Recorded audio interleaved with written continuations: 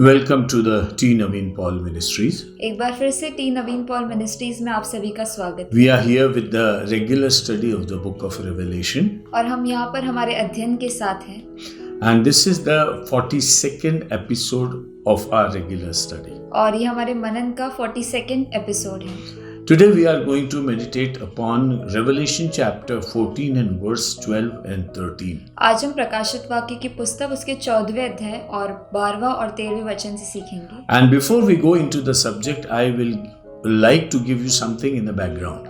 और इससे पहले कि हम विषय में जाएं, मैं आपको कुछ बातें बताना चाहती हूँ। See, when we read the chapter 13 of the book of Revelation, देखिए, जब हम प्रकाशित वाक्य के 13वें अध्याय को पढ़ते हैं, we see how the serpent and the beast and the false prophet, हम देखते हैं कि कैसे सांप और कैसे वो जानवर और कैसे झूठा भविष्यवक्ता they make a trinity to go against humanity and ensure that all go into hell following them. और वो एक त्रिएकता बनाते हैं कि कैसे वो लोग बुराई करेंगे और ये बात निश्चय है कि वो लोग नरक में जाएंगे। So this is a kind of establishment that the Satan would like to have in the last days. और ये कुछ ऐसा है कि शैतान कुछ अंत के दिनों में ऐसी बातों को करेगा And he would like to control the whole world with his establishment or this position that he is going to create. और इस स्थान के द्वारा वो पूरी दुनिया पर कब्जा कर लेगा। And then in 14th chapter, और फिर 14वें अध्याय में we see the beginning of the chapter, the Lamb comes on Mount Zion with 144,000 worshippers. और हम देखते हैं कि अध्याय से शुरू होता है कि वो जो मेमना है वो 1,44,000 जनों के साथ सियोन पर्वत पर पहुंच जाता है। And they worship the Lord in truth and spirit. और वो परमेश्वर की आराधना आत्मा और सच्चाई से And there is a wonderful music there on the Mount Zion. और सियोन पर्वत पर एक खूबसूरत ध्वनि सुनाई देती है। Now against the administrative setup of Satan comes the worshipping plan of God. और शैतान की ये जो बुराई स्थापित की हुई है उसके अगेंस्ट में वहां पर परमेश्वर की आराधना आती है। And when there is a worship of God, the power of God, the anointing of God comes down. और जैसे ही परमेश्वर की आराधना होती है, परमेश्वर की सामर्थ जो है वो पृथ्वी पर आती है। And amiss what Satan continues to do in this world. और इसके बीच में शैतान जो उसके कार्य है वो करता है। Instantly Jesus comes and a worship session begins over there. और एकदम से यीशु वहां पर आ जाते हैं और एक आराधना का समय आरंभ हो जाता है। And this worship session releases 3 angels from heaven to make announcements upon this earth. और इस आराधना के द्वारा 3 स्वर्गदूत जो है वो स्वर्ग से आते हैं और कुछ घोषणाओं को करते हैं। And we have already seen how the angels intervene in the human affairs by making announcements upon this earth. और हमने देखा है कि कैसे स्वर्गदूत सेवकाई करते हैं पृथ्वी पर अपनी घोषणाओं के द्वारा। So 3 angels come and make their announcement in turns. और 3 स्वर्गदूत आते हैं और अपनी घोषणाओं को करते हैं बारी-बारी से।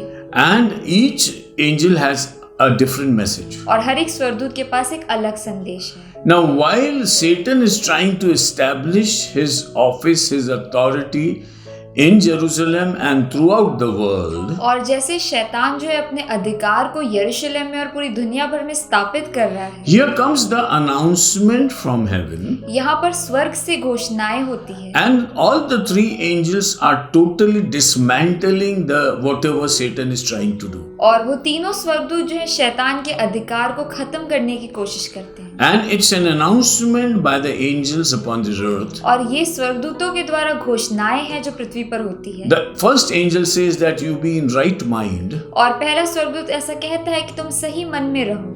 And you start worshipping God who is the creator and judge of this world. और तुम उस परमेश्वर की आराधना करो जो सृजनकार है और न्याय करने वाला है। Anybody who is the creator and ultimate judge of this earth or this world is only worthy of true worship. और वो ही आराधना के योग्य है जो कि सृजनकार है और न्याय करने वाला है। That's why we have to be very careful that we have to reach the creator one way or the other. इसलिए हमें इस बात का बहुत ध्यान देना है कि हमें सृजनकार परमेश्वर तक पहुंचना है। We have to connect to him. हमें उसके साथ जुड़ना है। And when we connect to God through Jesus, और जब हम परमेश्वर से यीशु के द्वारा जुड़ जाते हैं, we start worshiping our Creator God who is going to judge us also. और हम अपने सृजनकार परमेश्वर की आराधना करने लग जाते हैं जो हमारा न्याय करेगा। The announcement of the angel is very clear to this world, और स्वर्गदूतों की जो घोषणा है वो बहुत स्पष्ट है इस दुनिया के, that there is nothing of this sort with Satan.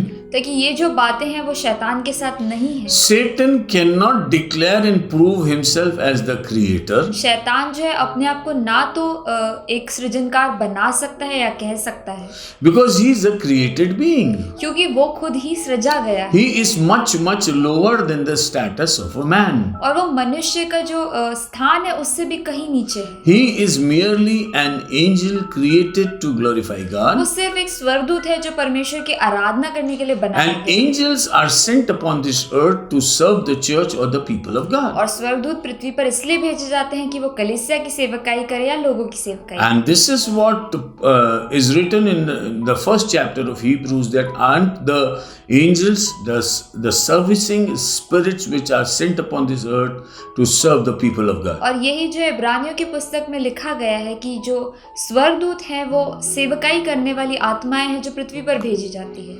So the fallen angel is negated by the true angel of God. तो जो गिरा हुआ स्वर्गदूत है वो असली स्वर्गदूत के समान नहीं है, And that's why the true angel talks against the false angel. इसलिए जो सही स्वर्गदूत है वो गलत स्वर्गदूत के बारे में बात करता है। And he says you should worship true God because true angel will always give us the true way.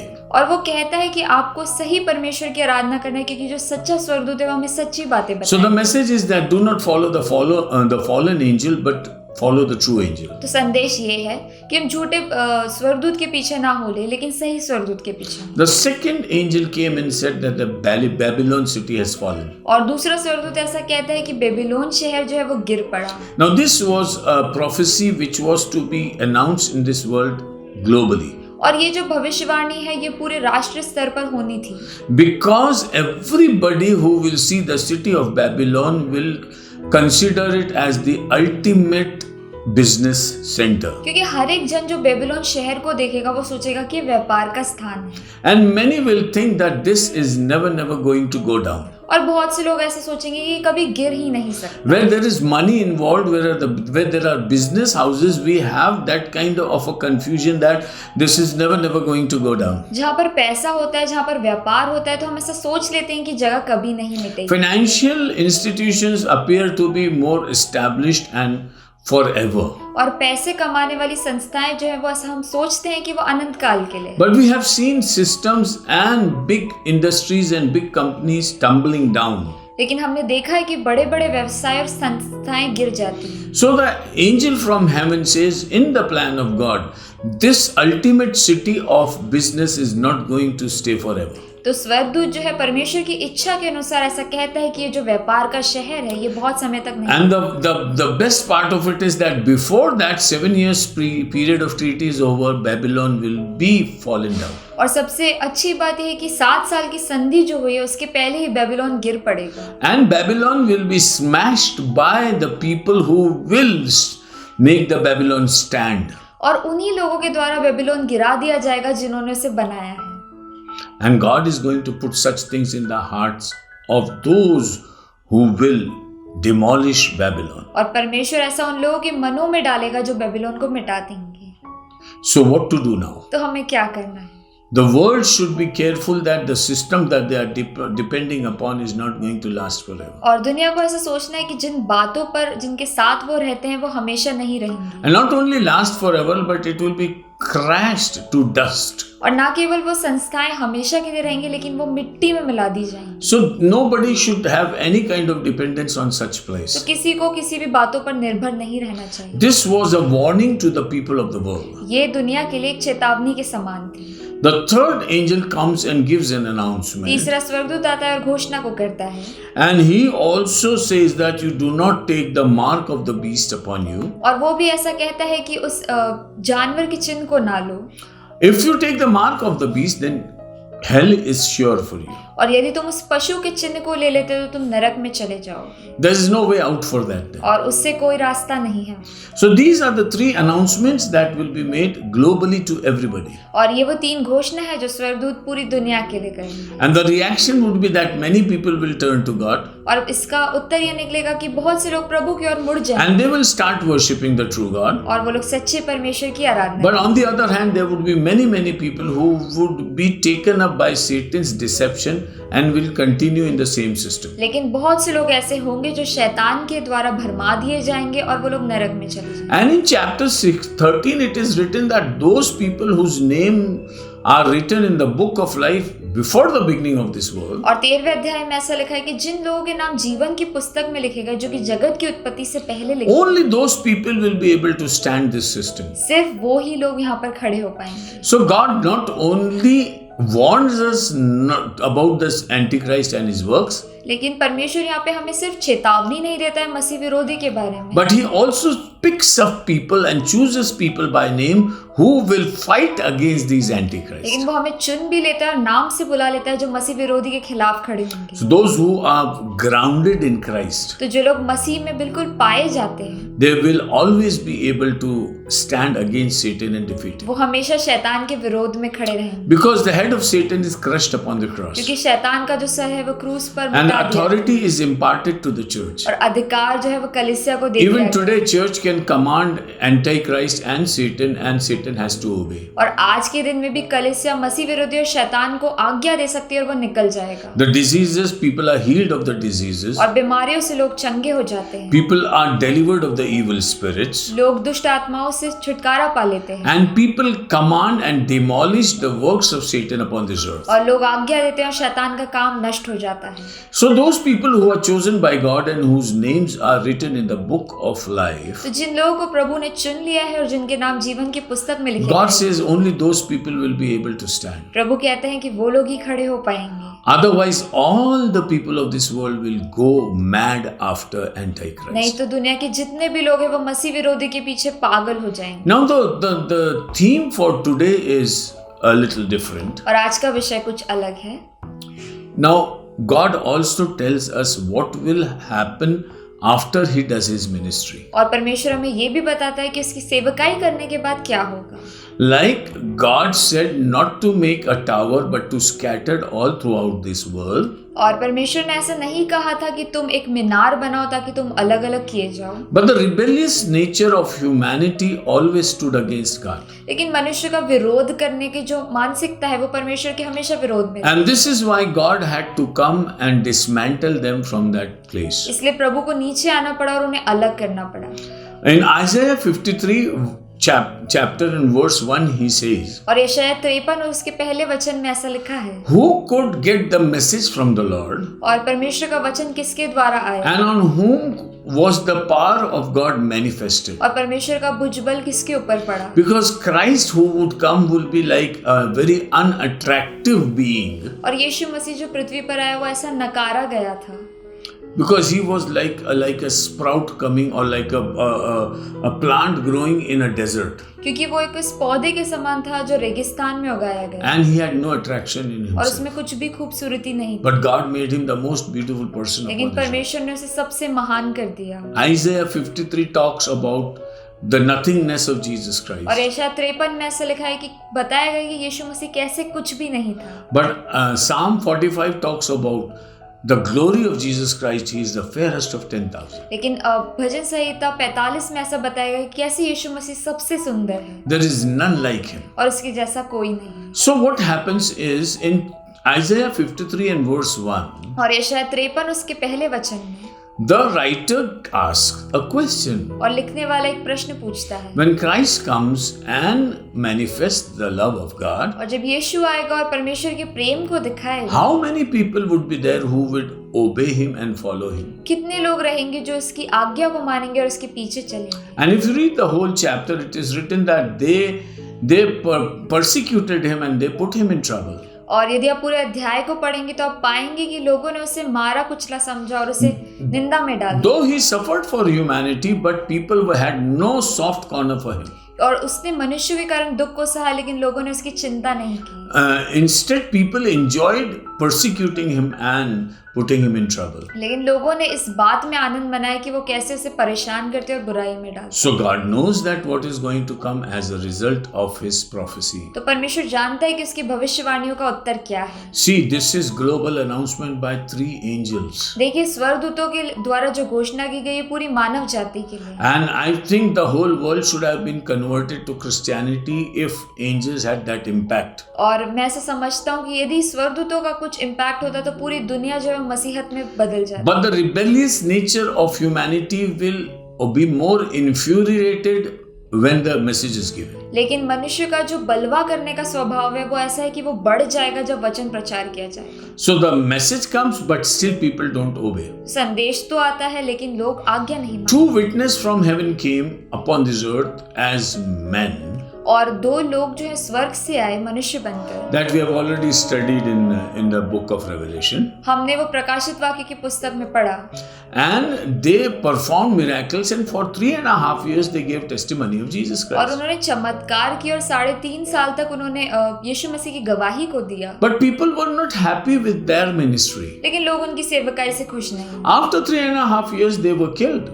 और 3.5 साल बाद उन्हें मार दिया गया। And their bodies were lying in Jerusalem. और उनका जो शरीर है वो यरूशलेम में For पड़ा। 3 days people were so hilarious and so ecstatic that they didn't permit even to bury them. और 3 दिन तक के वो लोग इतने खुश थे कि उन्होंने उनके शरीरों को, उनके शवों को एक जो फ्यूनरल भी नहीं दिया।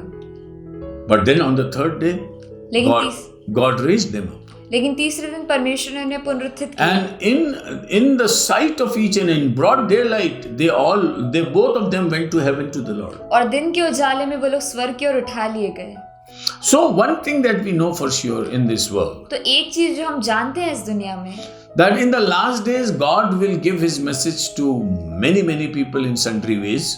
कि अंत के दिनों में परमेश्वर अपने संदेश को बहुत सारे लोगों को देगा। But God also says that there will not be many people who will be able to accept that. लेकिन प्रभु ये भी जानते हैं कि बहुत से लोग जो है उसे स्वीकार नहीं कर But we must thank God for his ultimate love, because for a few also he pours his heart to everybody. लेकिन हमें परमेश्वर का धन्यवाद देना चाहिए उसके अनंत के प्रेम के लिए, क्योंकि कुछ जनों के कारण भी वो अपने प्रेम को उंडेल। When majority is going to disobey him, बहुत से लोग हैं जो उसकी आज्ञा पालन नहीं and करते, only a few are going to accept Christ, लेकिन बहुत कम लोग हैं जो उसे स्वीकार करते yet for the sake of the few, God expresses his love upon this world. फिर भी उन कम लोगों के कारण भी परमेश्वर अपने प्रेम को प्रदर्शित So करता in spite of this crystal clear message from heaven, और स्पष्ट संदेश के बावजूद भी, what would be the reaction upon this earth? और लोगों का इस पर रिएक्शन क्या होगा? Verse 12. 12वां वचन, Please read in Hindi. पवित्र लोगों का धीरज इसी में है जो परमेश्वर की आज्ञाओं को मानते और यीशु पर विश्वास रखते हैं। Here is the patience of the saints. Here are those who keep the commandments of God and the faith in Jesus.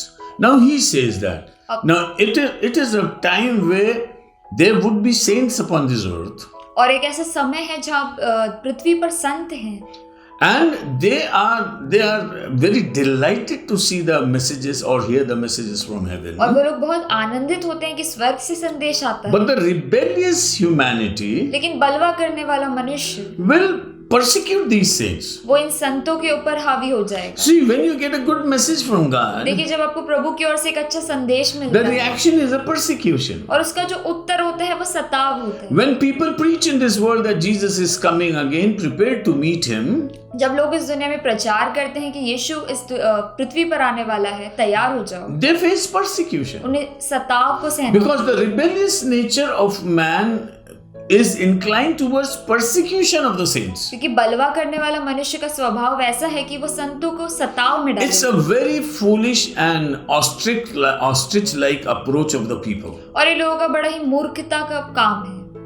They think that if they persecute the saints, वो सोचते हैं कि यदि वो संतों को सताएंगे they would be able to change the mandate of God, the command of God. तो वो परमेश्वर की आज्ञाओं को बदल देंगे, It's impossible. और ये असंभव है। And God says, परमेश्वर ऐसा कहता है, when such messages are spread in this world, जब ऐसे संदेश दुनिया भर में फैलाए जाते the हैं, saints should be ready, संतों को तैयार होना चाहिए, because it would be a time of क्योंकि ये persecution. सताव का समय होगा। You see, you are giving good message to people, life-giving message to people. देखिए, आप लोगों को जीवन भर देने वाले संदेश दे रहे हैं, But the reaction and the rebellion of the people is to kill you. लेकिन उनका उत्तर जो है और उनका रिस्पॉन्स जो है वो ऐसा है कि आपको मार डाल This they. exactly happened with Jesus Christ also. ऐसा यीशु के साथ भी हुआ, He did everything good for everybody. उसने सबके लिए सब कुछ अच्छा किया, Yet people and his own people, the Jews, were sure that they would take him to the cross. फिर भी उसके अपने लोग और यहूदी लोगों ने उसे क्रूस पर चढ़ा दिया।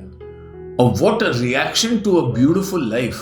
क्या ही सुंदर जीवन का एक ऐसा उत्तर। Verse 13. 13वां वचन, Then I heard a voice from heaven saying to me, Write, blessed are the dead who die in the Lord from now on. Yes, says the Spirit, that they may rest from their labor and their works follow them. फिर मैंने स्वर्ग से यह शब्द सुना, लिख, जो मृतक प्रभु में मरते हैं वे अब से धन्य हैं। आत्मा कहता है हाँ, क्योंकि वे अपने सारे परिश्रम से विश्राम पाएंगे। Now it's very clear that saints will not only be persecuted but will be killed also. और ये बहुत ही स्पष्ट है कि जो संत है वो ना केवल सताए जाएंगे लेकिन वो मार डाल दिए Now जाएंगे। when people are being killed, what is the narrative of God to this world? और जब लोग मार दिए जाते हैं तो परमेश्वर क्या चाहता है इस दुनिया से? He says a voice comes from heaven. वो ऐसा कहता है कि स्वर्ग से एक शब्द आता है, This is heaven's perspective, heaven's way of seeing at और things. ये स्वर्ग का नजरिया है। And this is the kind of worldview that God has for this world. और ये ऐसा है कि परमेश्वर का ये नजरिया है दुनिया के लिए। So where would we go? तो हम कहाँ जाएंगे?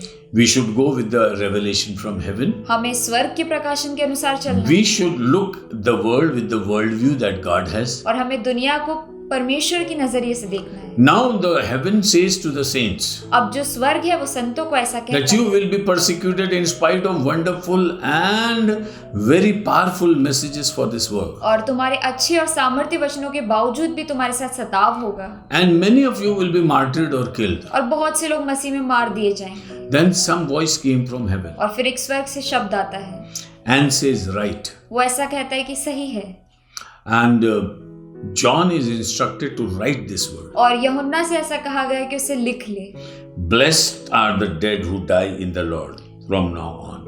जो मृतक प्रभु में मरते हैं वे अब से धन्य हैं, From now onwards. अभी से, Because the message is given to the world. क्योंकि संदेश जो है वो दुनिया को दे And the दिया, world is looking for the saints who go according to the message. और दुनिया जो है वो संतों की तलाश में जो वचन के अनुसार है। And the Antichrist and the world is just against the people who are walking according to the word of God. और मसीह विरोधी है, और जो दुनिया भर के लोग हैं वो उन लोगों की तलाश में है जो वचन के अनुसार चलते So हैं। God says you are blessed. तो प्रभु कहता है कि वो धन्य है, So their sacrifice and their death and their persecution is a blessing in और उनका disguise. त्याग, उनकी मृत्यु और उनका सताव जो है वो हमारे लिए आशीष का कार्य You है। see, on this side of the life, we feel that martyrdom is something it's very unfavorable for us. और इस जीवन में हम ऐसा सोचते हैं कि शहीद होना जो है वो बहुत ही बुरी बात है, But on the other side, martyrdom is a privilege. लेकिन दूसरे स्थान में शहीद होना जो है एक सौभाग्य की बात है, Because when fifth seal was opened, क्योंकि जब पांचवी मोहर खोली गई the people who were under the throne of God, the martyrs, they said, when will we get our judgment? तो जो शहीद लोग उस सिंहासन के नीचे थे वो ऐसा कहते कि हमारा न्याय कब होगा। So the martyrs are not lodged in an average place, a common place, तो शहीदों के लिए कोई सामान्य स्थान नहीं है, but they are lodged in a very special place. लेकिन उनके लिए एक विशेष जगह है, And they can call upon God and say, when will our judgment come और वो upon लोग us? प्रभु को पुकार सकते हैं और कह सकते हैं कि उनका न्याय कब। And God never says no, but He says, wait for a while. और परमेश्वर कभी मना नहीं करता, लेकिन कहता है कि इंतजार करो, And wait for the other martyrs, their number is to be fulfilled. और इंतजार करो कि कुछ और लोगों को भी शहीद होना है और उनका अंक पूरा होना है। The world goes on for the sake of gathering the martyrs for the Lord. और दुनिया जो है वो परमेश्वर के लिए शहीदों को इकट्ठा करती है, And till the last day Jesus comes upon this earth, और जब तक यीशु इस दुनिया में नहीं आता there is a list of martyrs who will be decided and provided the grace to die for the Lord. और एक लिस्ट है जिसमें लोगों के नाम है जिनको एक अनुग्रह मिला है कि वो शहीद किए जाएं, And that's why heaven says, और इसलिए स्वर्ग ऐसा कहता है, blessed are the people धन्य है वो लोग who die in the Lord from now on. जो प्रभु में मरते हैं अब से, They die in the Lord. जो प्रभु में मरते हैं। What does that mean? इसका क्या अर्थ है? they do not swift away from the word of God. वो परमेश्वर के वचन से दूर नहीं जाते, They agree to the announcement of the angels. वो स्वर्गदूतों की घोषणाओं को स्वीकार Even करते if they have to give their lives, they don't bother. हैं। और उन्हें अपना जीवन भी यदि देना पड़ जाए तो इस बात की चिंता And नहीं this is how, through the blood of the martyrs, God establishes His word upon this earth. और इसी द्वारा शहीदों के खून के द्वारा परमेश्वर अपने वचन को स्थापित करता है। And God says, "Blessed are such people, और प्रभु कहता है कि वो लोग धन्य हैं because they die in the Lord." क्योंकि वो प्रभु में मरते हैं। See, our privilege is to live in the Lord and die in the Lord. देखिए, हमारा सौभाग्य है कि प्रभु में जिए और प्रभु में मरे, Because in Romans chapter 14, Paul says, क्योंकि रोमियो के 14वें अध्याय में पौलुस ऐसा कहता है, if we are alive for the Lord. यदि हम जिंदा हैं तो हम मसीह में जिंदा हैं, And if we die, we die in the Lord. और यदि हम मरते हैं तो हम प्रभु में मरते हैं। So there's a new definition for the world and for the church today. तो एक नई डेफिनेशन जो है वो कलीसिया और दुनिया And की, every believer should pray that give me grace to die in the Lord. और हर एक विश्वासी को ऐसी प्रार्थना करना चाहिए कि वो प्रभु में मर पाए। Not only I live in the Lord, but I would die in the Lord. ना केवल मैं प्रभु के लिए जीऊं, लेकिन मैं प्रभु के लिए मरूं। Because when you die in the Lord, in the last chapter of John, the Bible says, such people are the people who glorify God through their death. और जब आप प्रभु में मरते हैं तो यूहन्ना की पुस्तक के अंतिम अध्याय में ऐसा लिखा है कि वो लोग प्रभु को महिमा देते हैं। So this is an opportunity to glorify God. तो ये एक समय है कि आप प्रभु को महिमा दो। And he says the Spirit that they may rest from their labors and their works follow them. आत्मा कहता है हाँ, क्योंकि वे अपने सारे परिश्रम से विश्राम पाएंगे और उनके कार्य उनके साथ हो लेते हैं। You see, you labor in this world. देखिए, आप इस दुनिया में परिश्रम करते हैं And you labor for the Lord. और आप प्रभु के लिए परिश्रम करते हैं, And you labor because you seek rest in the Lord. और आप परिश्रम इसलिए करते हैं क्योंकि आप प्रभु में विश्राम And को Jesus' पाते हैं। invitation is, come ye who labor, I'll give you rest. और यीशु ऐसा कहता है कि जितने लोग परिश्रम करते हैं मेरे पास आओ, मैं तुम्हें विश्राम दूंगा। So every believer, whatever labor he is doing for the Lord, तो हर एक विश्वासी जो भी परिश्रम प्रभु में करता है, God says you are blessed. परमेश्वर ऐसा कहता है तुम आशीषित हो, And your labor is not in vain. और तुम्हारा जो परिश्रम है वो व्यर्थ नहीं And your जाएगा। labor, God has looked into and God has given you an answer to your labor. और परमेश्वर तुम्हारे परिश्रम को देखेगा और एक उत्तर को देगा। And God says, labor no more, और परमेश्वर ऐसा कहेगा कि अब परिश्रम ना करो, but come to me. लेकिन मेरे पास आ जाओ, Because death of the saints is precious in the eyes of the Lord. क्योंकि संतों की जो मृत्यु है परमेश्वर की दृष्टि में अनमोल है। Written in Psalm 116. और ये भजन संहिता 11:16 में लिखा है। This is what God tells to us. ये प्रभु हमें कहता है, Blessed are the people who die in the Lord, says the Spirit. और लिख जो मृतक प्रभु में मरते हैं वे अब से धन्य हैं। And the Spirit says that, और आत्मा ऐसा कहता है, that they may rest from their labors हाँ, क्योंकि वे अपने सारे परिश्रम से विश्राम पाए and their works follow them. और उनके कार्य उनके साथ हो लेते हैं। They go to the Lord वो प्रभु के पास जाते हैं along with their works. अपने कामों के साथ। Time and again we ask questions. बार बार हम प्रश्न पूछते हैं, Can we take anything from this world with us? कि हम पृथ्वी से कुछ ले जा सकते हैं? In the vehicles and on trucks you see it is written. और गाड़ियों में और ट्रकों में ऐसा लिखा होता है। You think what will you carry with you? आप सोचो साथ क्या जाएगा? But the Lord says that you are the people who can carry your good works with you to heaven. लेकिन प्रभु कहते हैं कि आप वो लोग हैं जो अपने अच्छे कामों को अपने साथ ले जा सकते Never say that man can never take anything with him to heaven. हैं। ऐसा ना कहो कि मनुष्य अपने साथ कुछ भी स्वर्ग नहीं ले जा Lot of सकता। scriptures that support this thing. और बहुत सारे वचन इस बात का सपोर्ट करते Even if you give a cup of water to somebody, you will be getting a reward in heaven. हैं। यदि आप किसी को एक कटोरा पानी भी दे दो तो भी आपको उसका And reward whatever मिलेगा। pains and sorrows you suffer upon this earth, और जो कुछ भी दुख को आप इस पृथ्वी पर सहते हो, your works will go with you. आपके काम आपके साथ जाएंगे। And on the basis of the works that you have done in the Lord, और जो काम आप प्रभु में करते हो, you will be rewarded in heaven. आपको उसका इनाम मिलेगा। My dear brothers and sisters, मेरे प्रिय भाई और बहनों, the messages are clear. संदेश जो स्पष्ट है, God's message to the world is clear. परमेश्वर का जो वचन है दुनिया के लिए वो But स्पष्ट it is also clear that the world is not going to hear है, him. लेकिन ये भी स्पष्ट है कि दुनिया से नहीं सुनेगी। For goodness sake, God talks to his people. और अच्छाई के लिए प्रभु अपने लोगों से बात करता है, But people are so bad that they do not understand the goodness of God. लेकिन लोग इतने बुरे हैं कि वो परमेश्वर की भलाई को नहीं And जानते। that's why the church has to suffer.